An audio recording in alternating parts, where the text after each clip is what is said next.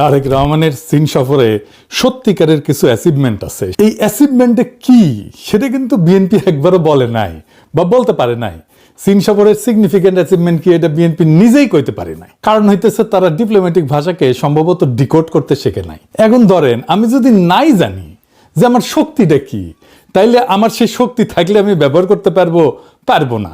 চীনের সাথে সম্পর্কটাকে আমাদেরকে খুব গভীরভাবে বুঝে দেখতে হবে, জানতে হবে এর মধ্যে প্রবলেমগুলো কি, সম্ভাবনাগুলো কি। আমরা ক্রিটিক্যালি দেখার চেষ্টা করতেছি আসলে আমাদের কতখানি লাভ হইল, আমাদের চীনের সাথে সম্পর্কের ক্ষেত্রে চ্যালেঞ্জগুলো কি কি। এটা নিয়ে একদম শেষে, এই ভিডিওর শেষে আলোচনা করব। এইখানে বিরোধী দলের ভূমিকা রাখার জায়গা ছিল, কারণ চীনের সাথে কূটনৈতিক সম্পর্ক এত ডেলিকেট, এত সূক্ষ্ম, এইটা ম্যানেজ করে চলাটা খুব কঠিন একটা কাজ।